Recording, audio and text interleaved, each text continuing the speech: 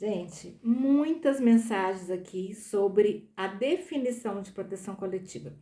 A gente não vai encontrar em nenhuma norma regulamentadora a definição assim, proteção coletiva é. Não, a gente não vai encontrar. Mas a gente tem uma boa dica lá na NR1, no item 141, a linha G, inciso 2, que fala que a proteção coletiva ela serve para minimizar e controlar os fatores de risco no ambiente de trabalho.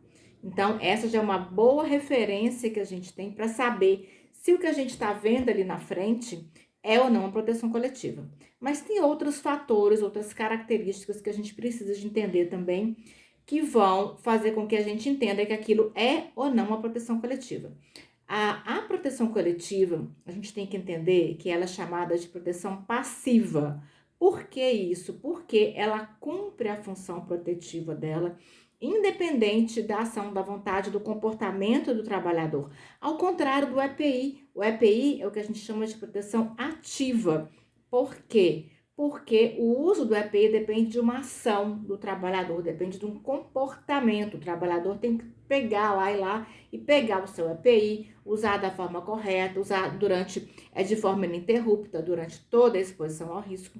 Então, o EPI é a proteção ativa e o EPC, a proteção coletiva, é uma proteção passiva.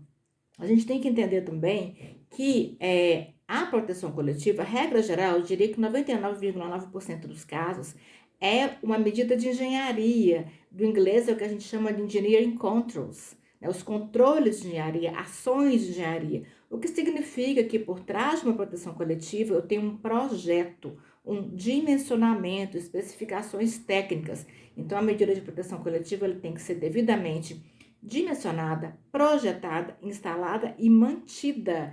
O que significa manter a proteção coletiva? Manter as características originais previstas lá no projeto, né, de prevenção, tá? De minimização e controle dos riscos. A gente não tem em nenhum lugar falando uma lista exaustiva do que é proteção coletiva.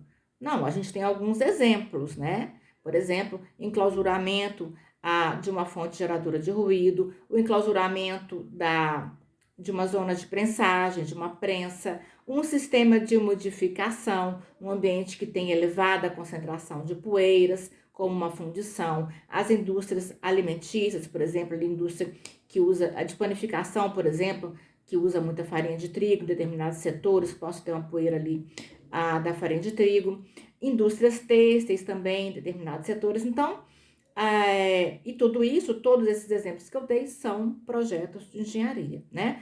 Ao contrário do EPI, no caso do EPI, lá no anexo 1 da NR6, eu tenho uma lista exaustiva do que é EPI, mas eu não tenho isso para proteção coletiva, tá, pessoal? Então, espero ter esclarecido algumas dúvidas e vamos trocando mensagem aí que a gente vai trocando conhecimento.